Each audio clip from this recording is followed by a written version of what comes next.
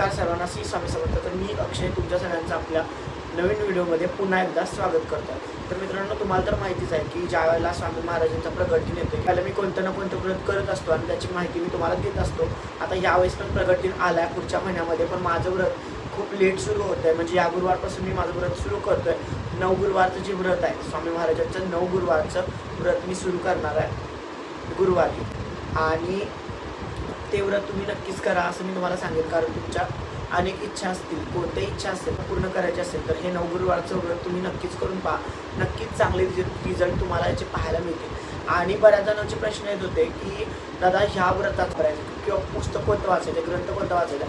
तर तुम्हाला मी सांगेन की हे जे काही स्वामी समर्थ महाराजांचं 9 गुरुवारचं व्रताचं पुस्तक आहे, हे पुस्तक तुम्हाला यामधली कथा तुम्हाला वाचायची आहे. याच्यामध्ये तुम्हाला स्वामी महाराजांच्या 9 गुरुवारच्या व्रताची संपूर्ण माहिती, म्हणजे सगळ्या गोष्टी तुम्हाला याच्यामध्ये मिळतील. सगळ्या गोष्टी म्हणजे तुम्ही यात बघून सगळ्या गोष्टी फॉलो करू शकता आणि तुम्ही हे व्रत सुरुवात करू शकता. अत्यंत शीघ्र फलदायी असं व्रत आहे. तर तुम्ही लवकरात लवकर सुरुवात करा. आता प्रगट दिन येतोय आणि चांगली संधी चालून आली आहे तुमच्याकडे की हे व्रत तुम्ही करू शकता. याच्या निमित्तानं स्वामी केंद्र असेल, तुमच्या जवळचं स्वामी केंद्र असेल, तिथे जर तुम्ही गेलात तर तुम्हाला हे पुस्तक मिळून जाईल, किंवा जवळच्या कोणत्याही बुक डेपोमध्ये गेलात तरी पण तुम्हाला तिथे मिळून जाईल. आणि करा, व्रताला सुरुवात करा. नक्कीच स्वामी महाराज तुमच्या ज्या काही इच्छा आहेत पूर्ण करतील लवकरात लवकर.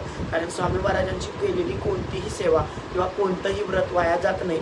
स्वामी महाराज त्याचं फळ 100% देतातच, असा माझा स्वतःचा अनुभव आहे आणि बऱ्याच स्वामी भक्तांचा अनुभव आहे की स्वामी महाराजांचं व्रत कोणतंही केलं किंवा 9 गुरुवारचं व्रत केल्यानंतरही बऱ्याच जणांना चांगले रिझल्ट आलेले आहेत. तुम्ही सुरुवात करा. भेटूया पुढच्या व्हिडिओमध्ये. तोपर्यंत सगळ्यांना श्री स्वामी समर्थ. जय जय.